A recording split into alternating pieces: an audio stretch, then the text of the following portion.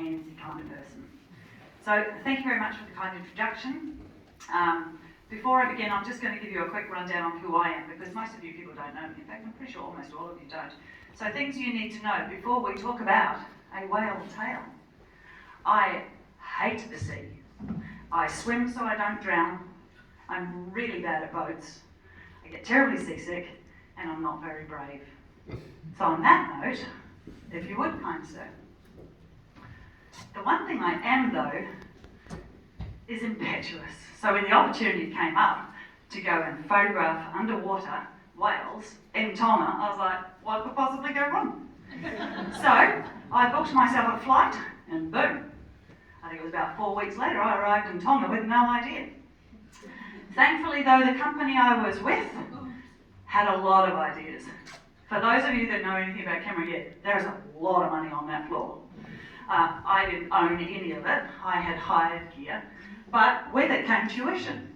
So the first night there, we were given the rundown on how to swim and photograph whales.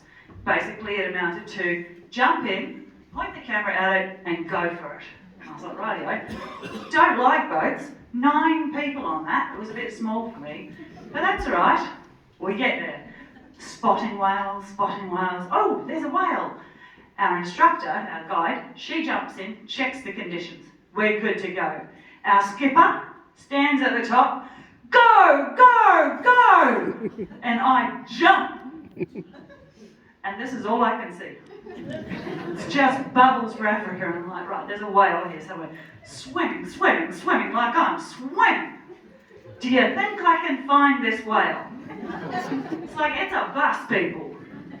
Augustine! Yes, Jasmine. She's like, I looked down and there she was. She was huge. Like, I'm talking, it's a bus. A big bus. Didn't get a photo of that one. It's the one that got away. Quite a few got away. These buses, they go really fast.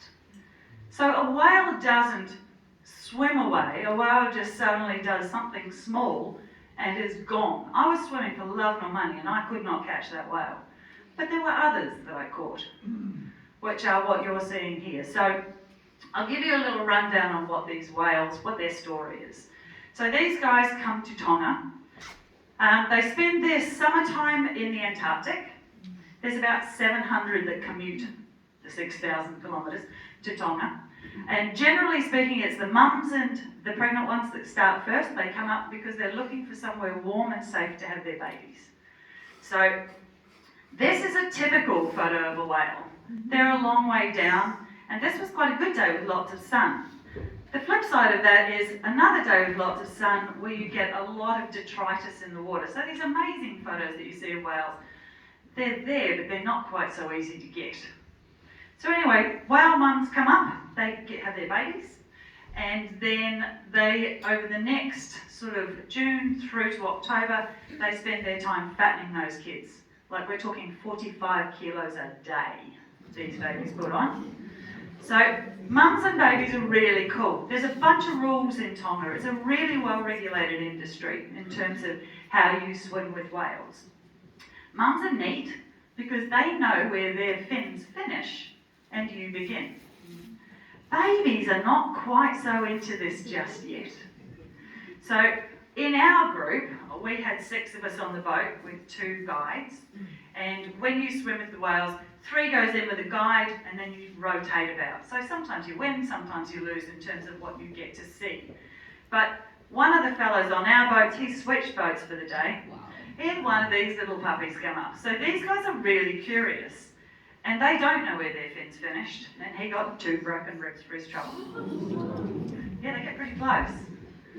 So, I mean, poor whale. He didn't realise that there was a person just over there and that we're quite fragile. But the unique thing about this experience is that as much as you're looking at a whale is truly looking at you. And when you're 5 metres away, these are taken on a wide angle for anyone that plays with cameras. So I'm close. These whales are really, really close to you. And it's a really, really special experience. This gives you a little bit of scale, but the biggest thing that I want to talk about now is the next slide. So we had the opportunity, which I thought was just awesome, to have a singer. So a singer is a male whale. He hangs head down in the column of water, about 10 metres down, if that, so really close to the surface. And he just sings.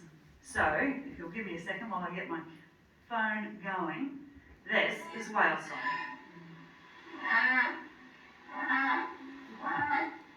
You can feel this.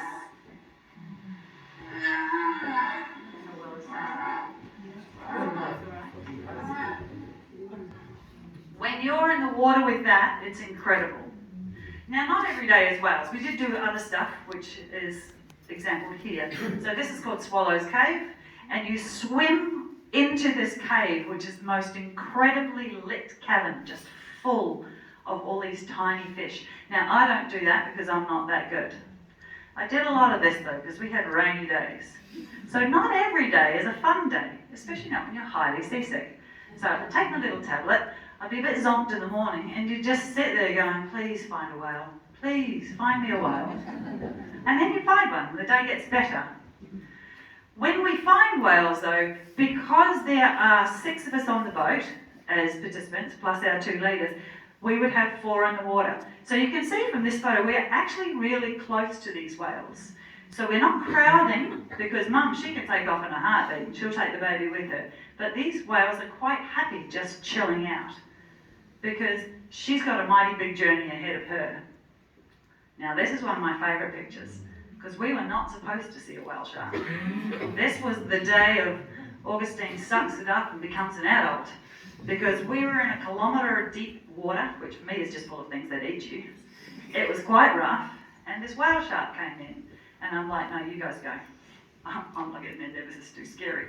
And then I went, you know what? Nah, put on your big girl pants. So I jumped in, and it was awesome. I lasted 5 minutes, maybe tops.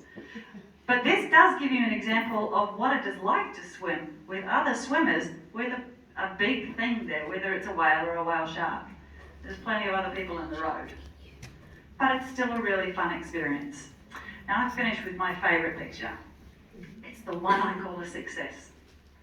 It's a really nice photo, and it's a big whale, and I was there. So my suggestion to you guys would be, if you ever have the opportunity, not just Tonga, Australia does it as well. If you've got the chance to go and swim with a whale, as my skipper would say, go, go, go, get in that water.